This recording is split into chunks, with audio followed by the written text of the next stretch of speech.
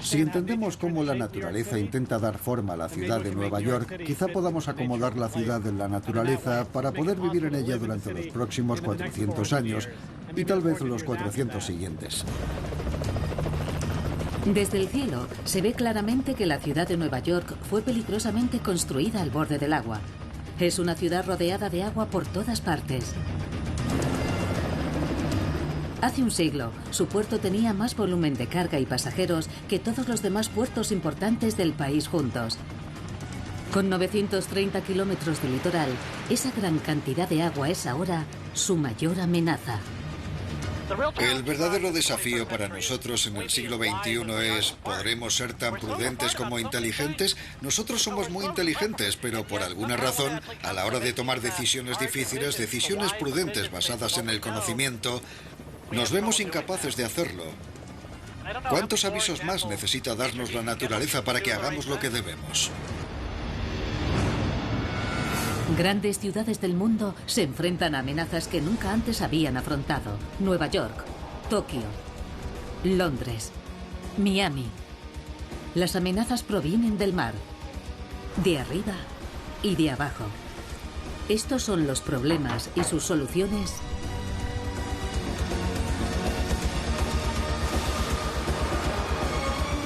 para cuando llegue el agua. Ciudades que se hunden. Nueva York. El alcalde de la ciudad de Nueva York ha ordenado una evacuación obligatoria. Todos los residentes deben cumplir esta petición de evacuación. En 2012, la supertormenta Sandy cogió a Nueva York por sorpresa. La ciudad se vio inundada por 6.000 millones de metros cúbicos de agua. La marea de la tormenta asciende a más de 9 metros y envuelve a Nueva York en 700.000 toneladas de escombros. Es el peor desastre natural en la historia de la ciudad. Trevor Holland es un abogado residente en la zona llamada Two Bridges. Estamos en el Bajo East Side. Se llama Two Bridges porque estamos entre los puentes de Manhattan y de Brooklyn. Los ingresos medios por familia de este céntrico barrio de la ciudad de 38.000 habitantes es de $21.000, muy por debajo de los ingresos medios de la ciudad de Nueva York.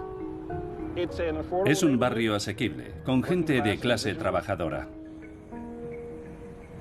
Estamos en uno de los barrios con más diversidad de Manhattan. Hay diferentes niveles económicos, diferentes razas, credos, religiones. Esa es una de las razones por las que me gusta vivir aquí. Two Bridges está en la llanura aluvial de Nueva York. De entre 1,5 y 3 metros sobre el nivel del mar, partes de él quedarán bajo el agua si los niveles suben 1,8 metros en el próximo siglo, como se ha predicho. Alguien hablaba de la amnesia de las tormentas. Creo que eso pasa porque queremos olvidar lo horrible que fue. Recuerdo que echamos un vistazo al patio, donde está nuestra zona de juegos. Y había 3 o 4 indigentes que no recibieron el aviso de que se acercaba una tormenta. No tienen móviles, no ven las noticias. Se dieron cuenta de que el agua estaba subiendo cuando ya estaban atrapados intentando buscar una salida. Recuerdo que pensé en cuántas personas no habrían recibido la alerta y estarían durmiendo a la orilla del río cuando de repente el agua subió.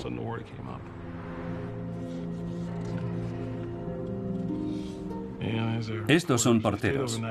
Se quedan toda la noche, no tienen opción. Esta está sacada en la calle Sur a comienzos de la tormenta. El agua ya desbordaba la barandilla.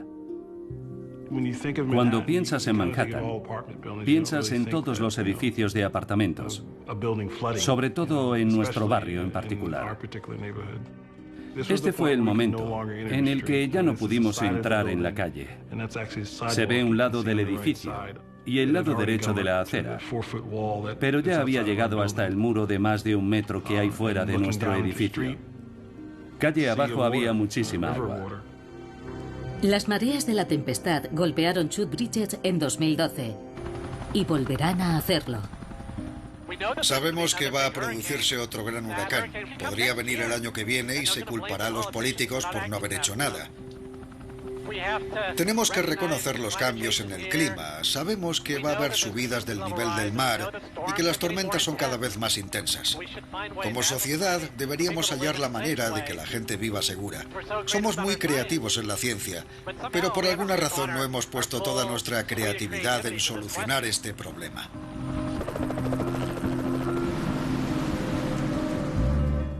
Esta ciudad está al borde mismo del continente y eso es lo que hace tan especial a Nueva York, pero también lo que amenaza su entrada en el futuro.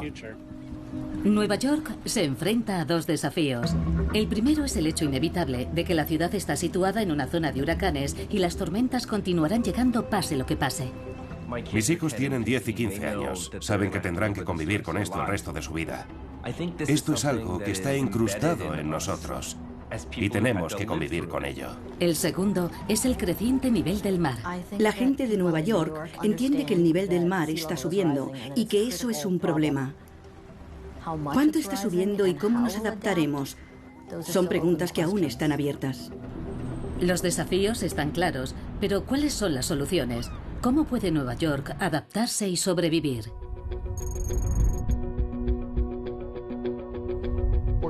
Vamos a salir a cambiar unos instrumentos para conseguir una medición de mayor calidad. Philip Orton trabaja en primera línea en la ardua tarea de medir la subida del nivel del mar. Monitoriza el río Hudson, recogiendo datos para poder predecir y quizá prevenir futuras catástrofes. Tenemos una boya frente a la orilla.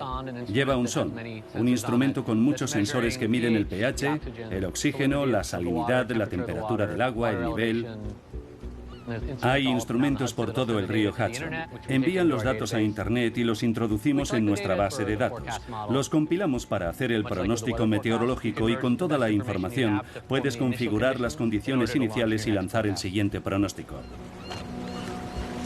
Estos instrumentos ayudan a Orton a entender qué zonas de la ciudad corren un riesgo mayor cuando golpee la siguiente tormenta o huracán. Tras el Sandy, con los datos de Orton, se creó un modelo para ver cómo sería Nueva York con una subida del nivel del mar de 1,8 metros en 2100. Este es un mapa por satélite de Nueva York sin inundaciones. Aquí está Broad Channel, Rockaway, Lower Manhattan y aquí Staten Island. Si subiera 1,8 metros el nivel del mar, la marea alta inundaría muchos barrios. Esta es la marea alta del año 2100. Esto muestra la inundación de lugares como South Street Seaport, Lower Manhattan, una gran inundación alrededor de Jamaica Bay y también en Staten Island. Cientos de miles de personas padecerán inundaciones. Un lugar se hace inhabitable si sufres tantas inundaciones al año. Eso en cuanto a las mareas, porque también hay mareas de tormenta. Aquí vemos lo que el año 2100 nos depararía si tuviéramos un huracán como el Sandy, además de la subida de 1,8 metros del nivel del mar. Una mayor parte de la costa se inundaría. El oeste de Manhattan, Tribeca, Wall Street, Battery Park, el Lower East Side. El Sandy inundó 51 kilómetros cuadrados, el 17% de la ciudad. Con 1,2 metros de subida del mar serían 100 kilómetros cuadrados, un tercio de la ciudad bajo el agua. Ese tipo de inundación sería catastrófica. Habría enormes infraestructuras inundadas en una ciudad de 8 millones de personas. Los transportes, los túneles, el metro, la red eléctrica, muchas de estas cosas quedaron inundadas por el huracán Sandy. Así que imaginemos una subida de 1,8 metros del nivel del mar. Toda la ciudad podría quedar paralizada en un escenario así. Si no reducimos nuestras emisiones de dióxido de carbono, el nivel del mar se elevará en esa escala en el siglo XXII. Nueva York tiene 300 años. A este ritmo no sobreviviremos otros 300.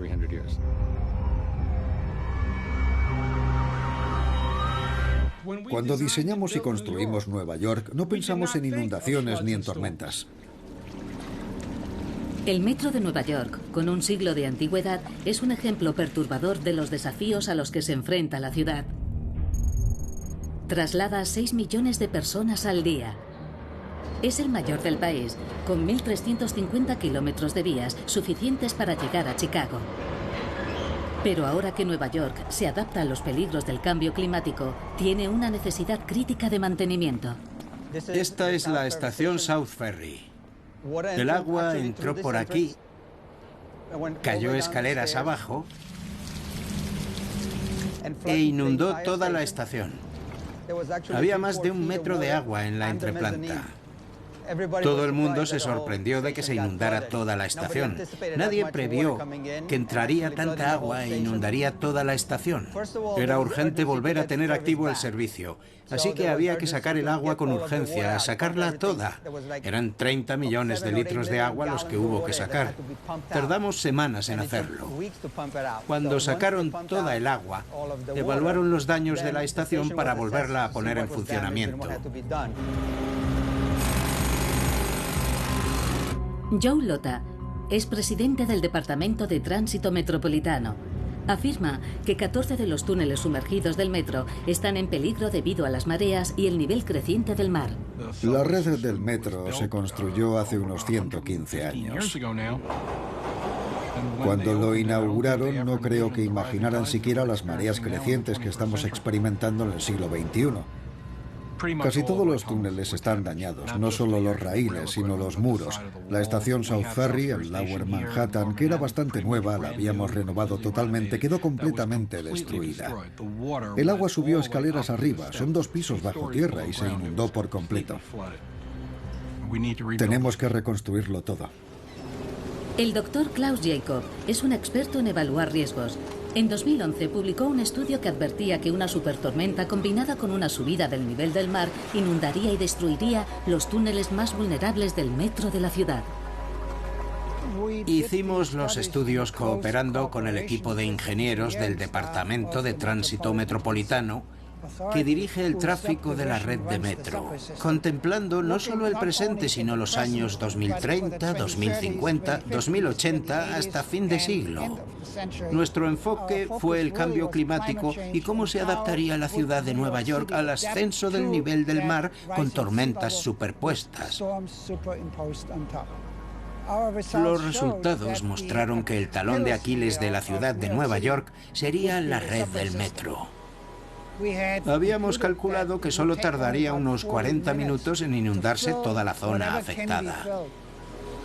Pero si además ya tienes casi 2 metros de subida de nivel, una ciudad como Nueva York no tiene más remedio que pasar a la acción. El metro es solo una de las infraestructuras críticas que Nueva York tiene que proteger de la subida del nivel del mar y de las supertormentas. Es un problema de 8.000 millones de dólares. No es solo el metro, también hay muchos puentes y túneles, las líneas de ferrocarril, Metro Norte, el ferrocarril Lower Allen que tenemos que reforzar. Porque así es como la gente va y viene del trabajo o de la escuela. Son las arterias que permiten el flujo vital del área metropolitana. La población de Nueva York está en lo más alto de su historia y no muestra señales de declive. 8,6 millones de personas consideran su hogar esos 5 distritos y la población se ha incrementado un 5,5% desde 2010, la primera del estado en crecimiento de población. He analizado la evolución de Nueva York durante los 400 años de su existencia. Ha sufrido muchísimas mutaciones.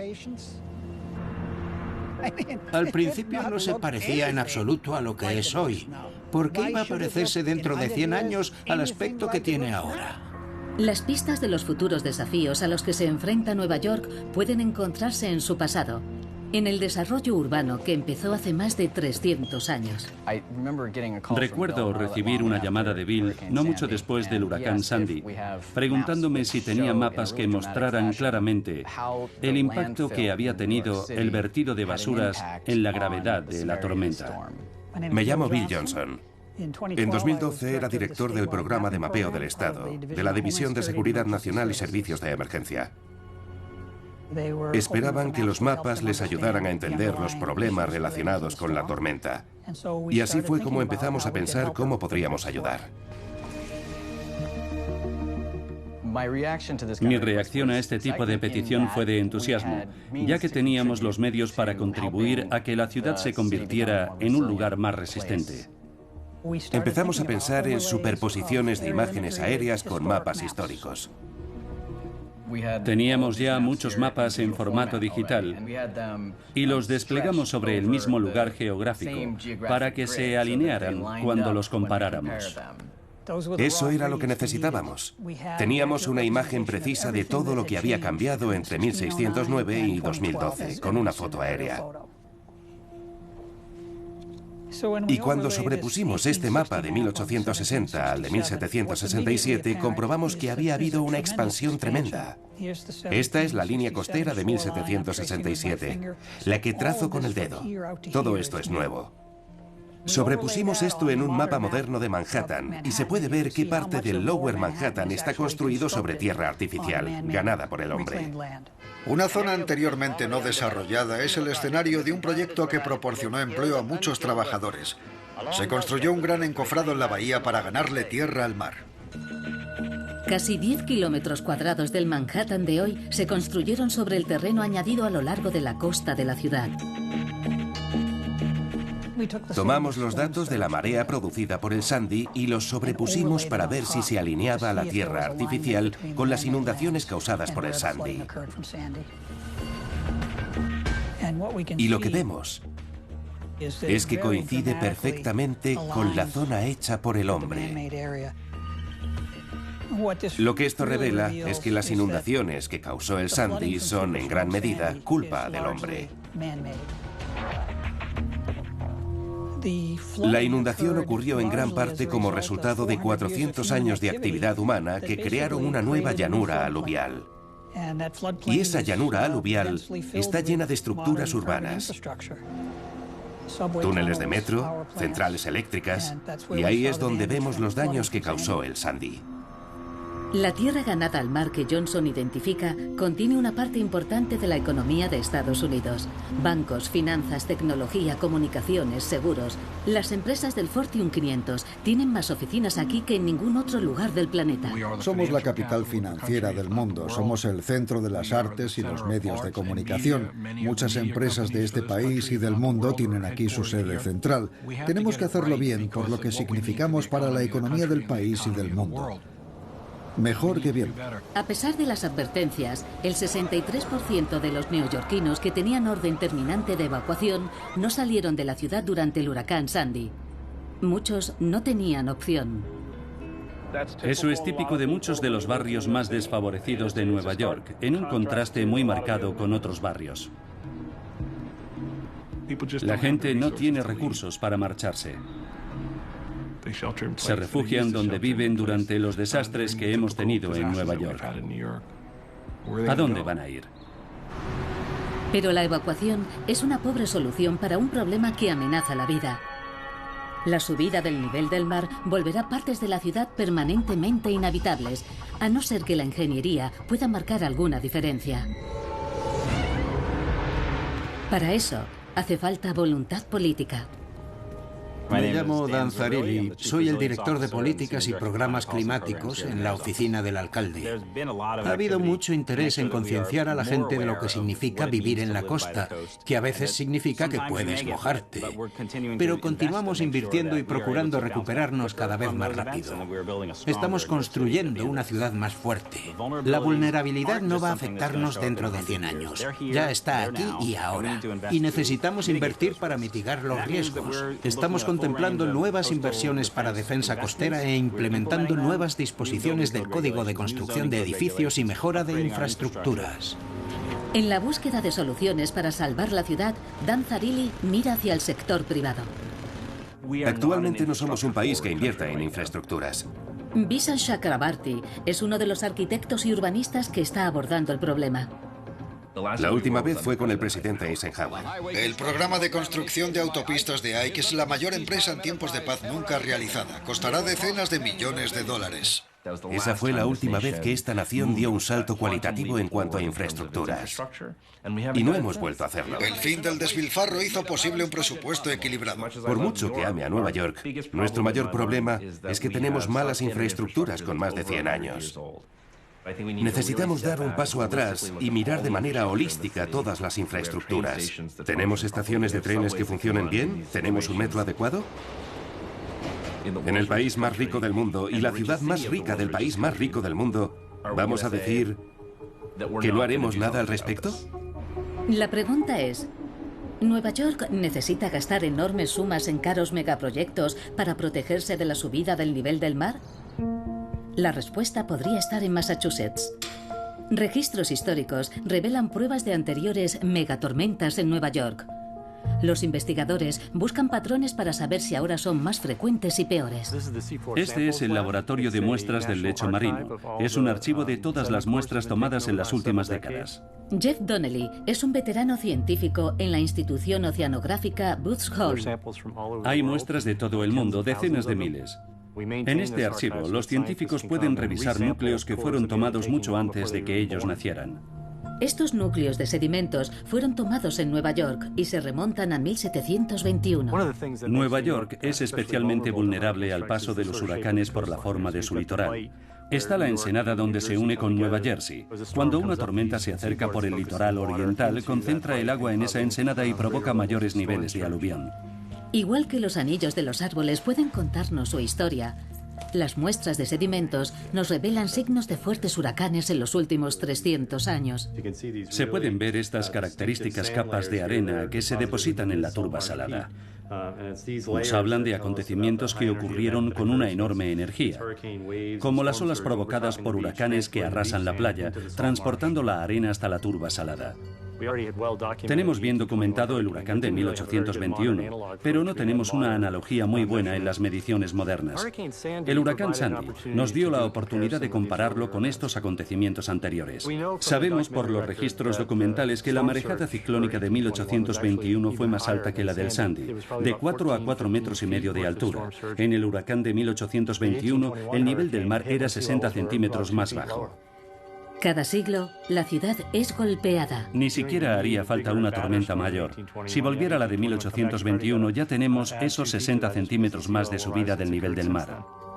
Los hallazgos de Donnelly confirman que la supertormenta Sandy no fue una excepción, sino la norma de cada siglo. De hecho, la marejada ciclónica en 1821 fue 1,5 veces mayor en altura y fuerza que la del Sandy. Son más bien una regla que se da cada 80 o 100 años. Entonces Nueva York contaba con 120.000 personas, la mayoría de las cuales no vivía a la orilla del agua. En el próximo siglo se prevé que el nivel del mar se eleve 90 centímetros. Podemos imaginar cuántas infraestructuras y personas estarán en peligro. Los hallazgos de Donnelly confirman que Nueva York siempre ha sido golpeada por los huracanes. La siguiente tormenta se acerca y más personas que nunca estarán viviendo a lo largo de su litoral cuando se inunde.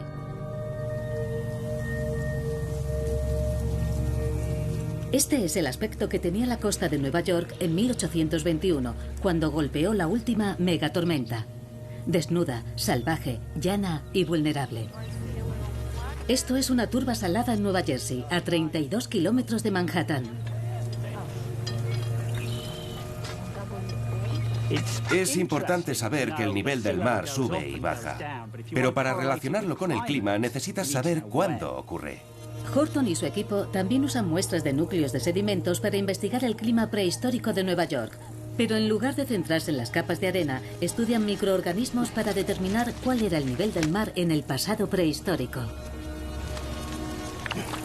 4 metros de sedimentos representan los últimos 2000 años de la historia de la Tierra. Vamos a ver.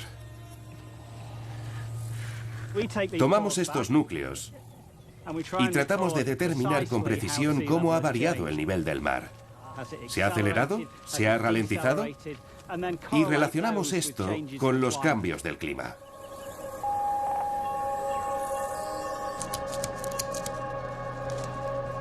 Los microfósiles que estamos viendo bajo el microscopio son organismos unicelulares llamados foraminíferos. De acuerdo, déjame echar un vistazo. Horton está buscando fósiles microscópicos de la turba cuando el agua está en su nivel más alto y más bajo. La presencia de estos fósiles dan una clara imagen de los cambios del nivel del mar a lo largo de cientos de años. Basándonos en los cambios en la cantidad de cualquier especie en particular, sabemos que los niveles del mar han cambiado a través del tiempo. La investigación demuestra que durante más de 1500 años los niveles del mar fueron estables. Hace 200 años eso cambió, y no casualmente, con la Revolución Industrial. Fue a comienzos de la última parte del siglo XIX cuando se aceleró la subida del nivel del mar. Cuando relacionamos clima y nivel del mar, vemos una relación casi perfecta. Cada vez que el clima se calienta, la subida del nivel se acelera. Una de las cuestiones fundamentales que nos preguntan a los científicos climáticos es si el ritmo actual del cambio tiene precedentes. Hemos podido demostrar que el ritmo del aumento del nivel del mar de los siglos XX y XXI no se había observado en los anteriores 2000 años. Los últimos pronósticos predicen que la ciudad de Nueva York recibirá una subida del nivel del mar de cerca de 2 metros hacia 2100, unos 1,8 metros. Vivimos en una época insólita. Tenemos una elección clara y todavía tenemos esperanza, pero si no reaccionamos con urgencia, será fatal. Con una subida de 1,8 metros, según Horton, 725 kilómetros cuadrados de Nueva York se perderán para siempre, una ciudad que se hunde. 600.000 neoyorquinos perderán su hogar. 300.000 trabajos serán desplazados o se perderán. Los más pobres recibirán el mayor golpe, ya que 12.000 viviendas públicas desaparecerán. Las personas que trabajan ahora en el problema buscan soluciones. Reconstruir y proteger Nueva York para el siglo XXII. Esto es la Gran U, un ambicioso megaproyecto que protegería el sector de los negocios de 500.000 millones de dólares en el Lower Manhattan, el epicentro de la economía norteamericana. Me llamo Kai V. Berman. El arquitecto V. Berman lidera el proyecto La Gran U. Hemos propuesto 16 kilómetros de protección contra inundaciones que irían desde las calles 57 y 58 oeste a lo largo de toda la línea costera hasta Battery Park y luego volver por el East River hasta la calle 30. Eso protegería toda la zona que ahora está bajo la línea de inundación. La Gran U es un muro de 6 metros de altura que protegería el distrito financiero más vital de Estados Unidos de una subida del nivel del mar de hasta 4,5 metros. Su superficie tendría principalmente parques, instalaciones deportivas y senderos para caminar a lo largo de los 16 kilómetros del litoral que tiene que proteger. En el caso de Nueva York, la gente se ha mentalizado de que el cambio climático es algo que tenemos que abordar. Se puede pensar en la Gran U como una gran alcantarilla porque también absorberá toda la lluvia que llegue a las calles durante el azote de un huracán o una tormenta. La Gran U también es una senda para bicicletas. Si se construyeran los 16 kilómetros, podrías recorrerlos en bicicleta sin cruzar nunca una calle. Se podría decir que el litoral de Manhattan pasaría de un muelle de trabajo a un lugar de ocio. Se trata de salud y bienestar y de hacer accesible el muelle. La Gran U sería construida en etapas. La primera sería un tramo de 4 kilómetros en el Lower East Side. La ciudad ha aprobado el plan con un presupuesto de 305 millones de dólares. Trevor Howard vive en un barrio que la Gran U protegería. Como abogado y residente, tomó parte en la reunión con los constructores que dijeron que el proyecto protegería Two Bridges de la subida del mar. Este barrio está cansado de proyectos. Hemos estado en decenas de reuniones sobre qué hacer. Vamos a cambiar esto, añadir aquello, y muchos de esos planes terminan en un cajón. Empiezas por tratar de dar con un modo de proteger el barrio y terminas con un reluciente folleto que se queda en un cajón. Ese no es el único problema de Holland con la Gran U. Hemos luchado durante mucho tiempo para tener acceso al muelle. Y ahora, una de las soluciones que proponen es, en esencia, cerrarlo. Construiremos un muro de 3 metros de altura y estaréis protegidos. Adelante, hemos preguntado. ¿Es esta la única solución? ¿Hay otra cosa o solo pueden ser muros? ¿Qué han hecho otras ciudades? Holland no está solo. Hay otros que piensan que la Gran U es un paso en la dirección equivocada. ¿De qué altura haces esos muros antes de estar en una prisión? Esa no es una solución sostenible. Es una imagen distópica. Es un muro, y la mayor parte es un muro de cemento y barras de refuerzo. Creo que ir en esa dirección hará nuestra ciudad más frágil. Es muy fácil que ese muro se rompa. He trabajado 8 años en Nueva Orleans. Los muros se rompen, ocurren cosas, una barcaza choca contra él. Siempre es algo inesperado. La mayor preocupación de Hill es que todos los muros al final tienen que derrumbarse. Ella cree que hay que buscar soluciones en etapas, cada generación contribuyendo al trabajo de la anterior. Un muro es rígido y fijo. El diseño es solo para ese lugar específico. Deberíamos gastarnos ese dinero en proponer construcciones que puedan ir creciendo. Tenemos que construir los cimientos para futuras generaciones. La urbanista Pippa Brashear coincide en que vivir tras un muro es un futuro que no puede imaginar. Va a cambiar la cultura. ¿Ese es el Nueva York en el que queremos vivir? No es la ciudad que a mí me gusta.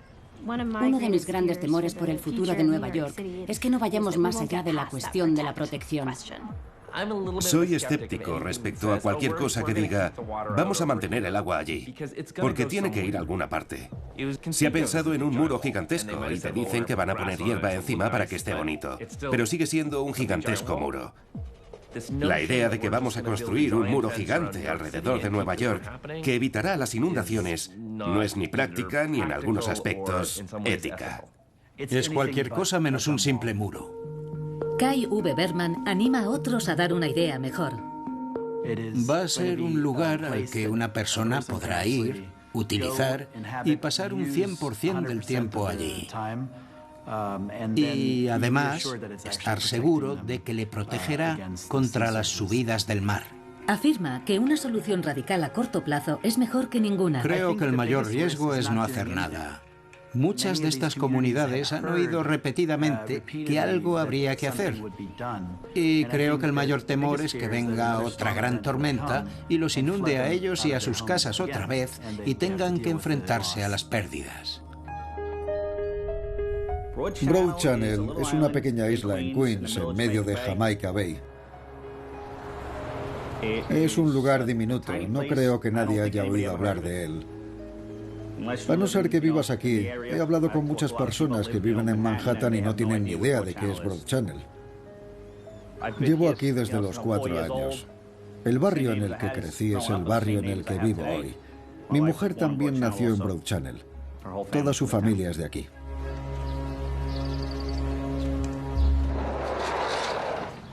Durante años, Bassetti vivió en un mundo que de algún modo escapó al cambio. Pero hace una década, las altas mareas inundaron las calles incluso en los días soleados. Te acostumbras.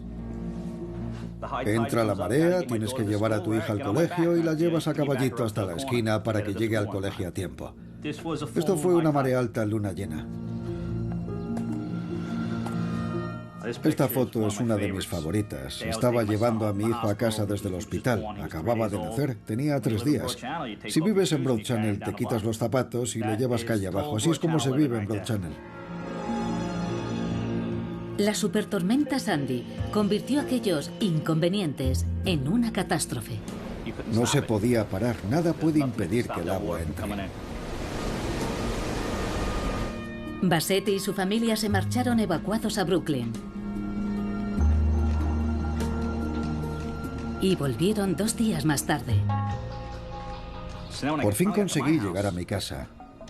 Pensé, bueno, no está tan mal.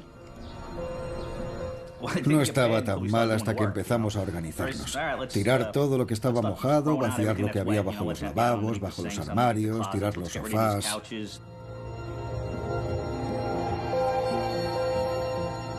Para cuando terminaron, no habían podido salvar nada. Bassetti se unió al programa Reconstruye. Con un presupuesto de 2.200 millones de dólares, anima a los dueños de casas y negocios a reconstruir más alto, más fuerte y más resistente contra la subida del mar. La ciudad ha reemplazado más de 1.400 casas, reparado o derruido 6.500 más y 1.000 continúan en construcción. Reconstruye me está levantando la casa. Están levantándola a más de 3 metros de la altura original. Quedará por encima de la línea de inundaciones. Espero estar preparado, que mi casa esté lo bastante alta cuando llegue el agua y que no le afecte. Pero, ¿quién sabe? Es la naturaleza. No sabes lo que va a hacer. Frank es uno de entre los miles que están decididos a defenderse. Jamás se mudará. No se me ha pasado por la cabeza. Este fue un lugar genial para crecer y quiero que mis hijos tengan lo mismo. La casa de detrás es mi casa. Pero hay otra opción: estrategia de retirada. El Ayuntamiento de Nueva York y el Estado animan a la gente a dejar de invertir en zonas expuestas a inundaciones y dejar la tierra para que vuelva a su estado natural. 600 propietarios aceptaron, incluido Frank Mostinsky. Ocean Breeze era un lugar fantástico. De verdad que sí. Era el paraíso. Lo echo de menos.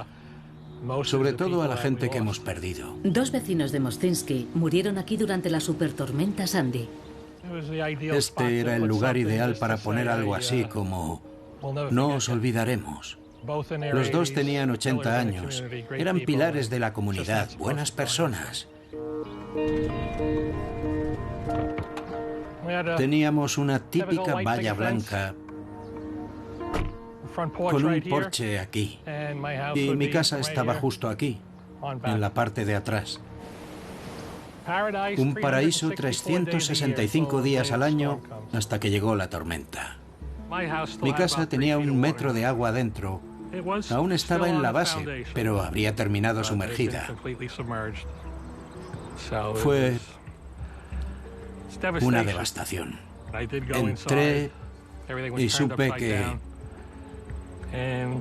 no iba a quedar nada. Nada que pudiera salvarse.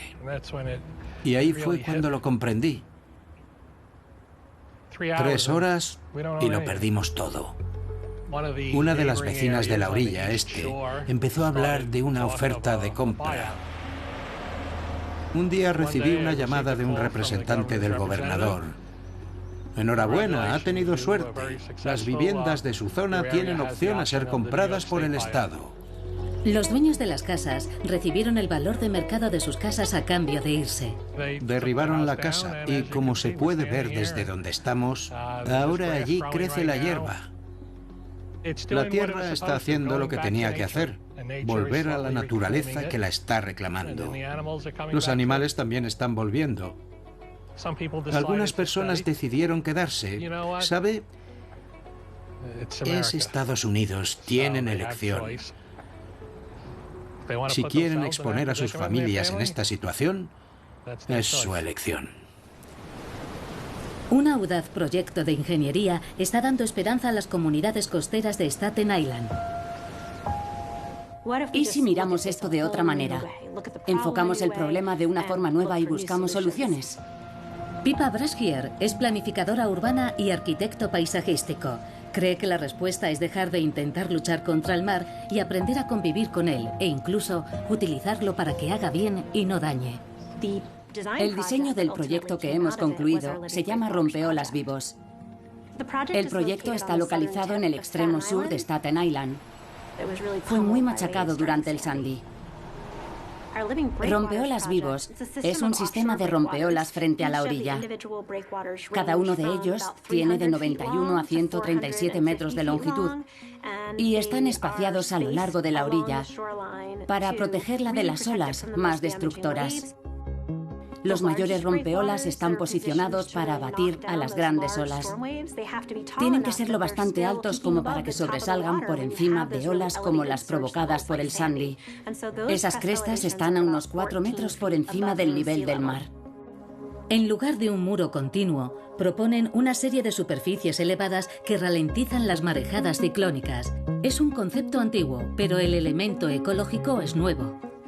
Los rompeolas estarán hechos de piedra, pero también utilizaremos bloques de cemento biomejorado para darle un empujón a la ecología. El contenido químico del cemento ha sido pensado para atraer organismos. Este es un modelo a escala. Tiene la mitad del tamaño del que tendrá un bloque, 1,2 metros por 1,2. Una de las premisas que teníamos era restaurar el medio ambiente. Los habitantes primitivos, los humedales, los arrecifes de ostras, han desaparecido. ¿Podemos recrear ese complejo hábitat acuático y reconstruir el medio ambiente? El proyecto Rompeolas Vivos es genial. Es algo flexible. Si los rompeolas no funcionan justo ahí, los mueves o haces uno nuevo. Esas estrategias podemos hacerlas hoy y exportarlas a otras ciudades. Es una opción y siempre va a haber sorpresas, como con las ostras. Cuando el océano sea más ácido, no sé si las ostras, pero algo vivirá ahí. La gente busca formas de ganar tiempo. No sé si podemos revertirlo, pero ¿podemos ralentizarlo? Sí, creo que podemos hacerlo. Al menos en cuanto a la red del metro y del ferrocarril. Estoy comprometido en hacerlos tan resistentes como sea posible para lo que venga durante los próximos 200 años. Tenemos unas 104 entradas al metro que sabemos que son instalaciones críticas que están sobre la llanura aluvial. Usamos puertas flexibles, escotillas. Son como las puertas de un submarino y cierran cada entrada herméticamente. Son puertas estancas y muy pesadas. Cada una pesa unos 1.600 kilos. Pueden desplegarse en muy poco tiempo para prevenir que el agua entre a la red del metro. Estos son travesaños de detención. Lo que hacemos es poner dos vigas verticales, se quedan fijas y luego vamos colocando los travesaños. El sistema permite ir colocando los travesaños cubriéndolo todo hasta arriba. Y toda la zona queda herméticamente cerrada. Es muy importante que reconozcamos que el cambio climático es real. Y si no lo quieres reconocer, tenemos el hecho irrefutable de que el nivel del agua está subiendo. Lo que hacemos es mitigar los riesgos que trae asociados para poder continuar operando. ¿Estamos mejor que otros? Para mí es difícil saberlo. No he hecho una comparación, pero sé que estamos mucho mejor hoy que hace 5 años. El nuevo Museo Whitney, en el distrito de Meatpacking, es uno de los más resistentes a las inundaciones del país y quizá del mundo. Fue construido para el futuro, diseñado para resistir la subida del nivel del mar y las mareas ciclónicas. Su muelle de carga está protegido por una puerta a prueba de inundaciones, diseñada por ingenieros navales. El muro exterior de cemento fue reforzado para hacerlo a prueba de agua. Como el metro, el museo también tiene un sistema de travesaños. Puede instalarse una barricada en 8 horas, anticipando una tormenta inminente. La barricada tiene 5 metros de altura. Eso duplica la altura de la marea ciclónica del Sandy en Lower Manhattan. El arquitecto Bishan Chakrabarty cree que la supervivencia de Nueva York depende de diseños como el de Whitney. Los nuevos edificios necesitan resistir el inevitable riesgo de la subida del nivel del mar. Necesitas que el edificio no pueda inundarse, lo que significa que tienes que sacar todo el equipo mecánico delicado fuera del sótano. Estamos en la torre oeste del edificio American Cooper, al este de Manhattan. Este edificio está construido sobre una llanura aluvial de 100 años. Los ascensores y sistemas mecánicos, los servicios eléctricos, las bombas, todo está por encima de la línea de inundación. Necesitas un generador en el edificio. No podrás suministrar energía a todo el edificio, pero sí alimentar los ascensores. Y luz en cada apartamento para cargar un teléfono móvil, o quizá para alimentar el frigorífico. Estamos en la planta 48 de la torre oeste. Este debería ser nuestro apartamento penthouse con vistas a toda la ciudad. El tipo de apartamento del rey del mundo. En cambio, tenemos 2 megavatios de energía de emergencia. Decidimos poner los generadores aquí arriba, sacrificando estos metros cuadrados. Así que, aunque los podríamos alquilar por más de $500 el metro cuadrado, al no usarlos para un apartamento, revalorizamos el resto del edificio. Aunque no haya suministro de energía, se podrá vivir en este edificio. Esas cosas tan básicas pueden cambiar totalmente lo que ocurre durante una tormenta. Porque si los grandes edificios están equipados, no tendremos éxodos masivos de personas que intentan escapar con las calles inundadas a toda prisa.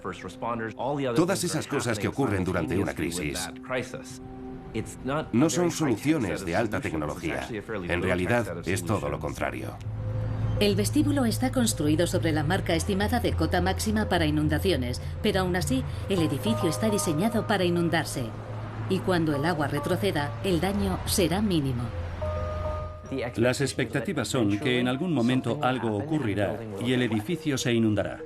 Chakrabarty tiene su propio megaproyecto en construcción en Brooklyn, uno de los planes más ambiciosos y resistentes de los 5 distritos. Parque Domino es un nuevo barrio de 280.000 metros cuadrados en la ribera de Brooklyn. Domino tiene 2.800 viviendas, un cuarto de ellas más modestas.